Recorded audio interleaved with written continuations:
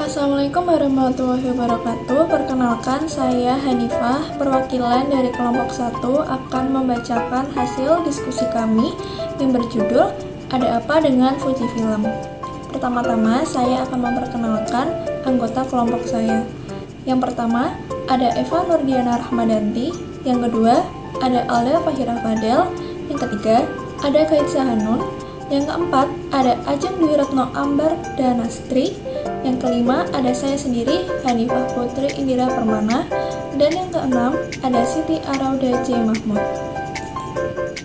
Baik, kita masuk pada tema pertama, yaitu mengapa Fujifilm melakukan perubahan. Fujifilm melakukan perubahan agar terus berdiri dan bersedia menerima tantangan zaman yang cepat sekali berubah dengan cara terus melakukan inovasi. Walaupun sudah jauh-jauh hari diprediksi akan datang era digital, manajemen puncak Fujifilm jelas terkejut dengan dampak yang begitu tiba-tiba ini.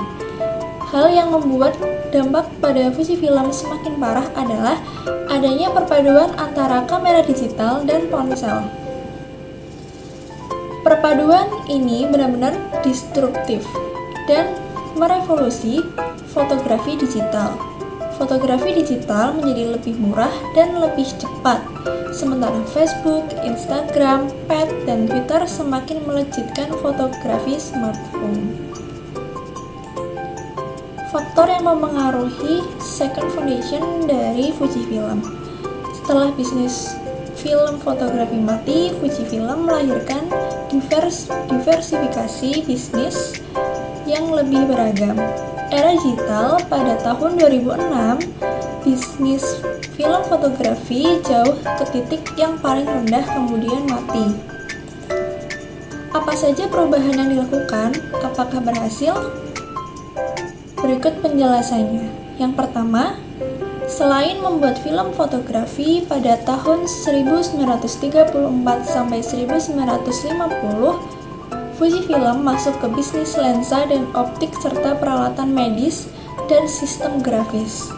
Yang kedua, pada tahun 1960, Fujifilm hadir di Düsseldorf, Jerman sebagai pintu masuk ke pasar Eropa, kemudian terus melakukan ekspansi hingga ke Indonesia.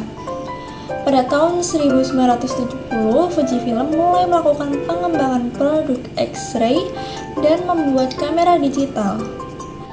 Pada tahun 2012, The Economist menulis artikel berjudul How Fujifilm Survive.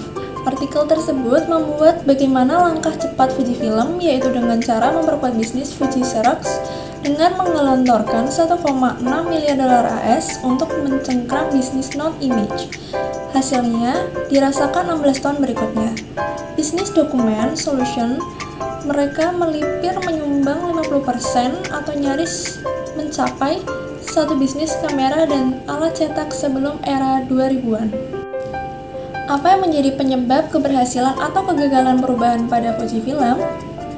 Problem pertama yang dirasakan oleh Fujifilm adalah puncak kegagalan yang terjadi pada Fujifilm pada tahun 2000 karena pada masa itu bisnis inti Fujifilm sebagian besar masih mengandalkan dari divisi image yang semakin pudar. Kemudian pada tahun 2006 bisnis film fotografi jatuh ke titik paling bawah hingga akhirnya mati.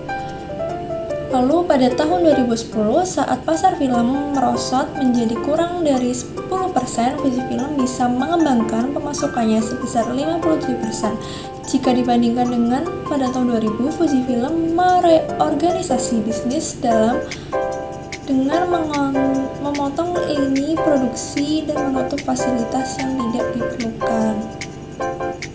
Selanjutnya, pada tahun 2010, Fujifilm juga merambah ke bisnis farmasi, kosmetik, dan bahkan merambah produksi panel LCD lewat Fujitech atau sebuah komponen penting dalam produksi panel LCD yang ada saat ini. Berikutnya, Fujifilm juga menambahkan perawatan kulit sebagai elemen utama dalam portofolio bisnis. Astalif menjadi merek perawatan wajah yang juga diperhitungkan. Astalif juga bersaing dengan brand SK2. Astalif sudah memperluas wilayah pemasaran ke Asia dan berusaha menjadi merek perawatan kulit global. Bagi Fujifilm saat ini, segmen kosmetik menjadi yang paling menguntungkan dengan pemasukan sekitar 3,4 miliar dolar atau setara dengan 45 triliun rupiah. Baik, sekian dari kelompok kami. Terima kasih. Maaf jika ada kesalahan kata, baik yang disengaja ataupun tidak. Sekian, wassalamualaikum warahmatullahi wabarakatuh.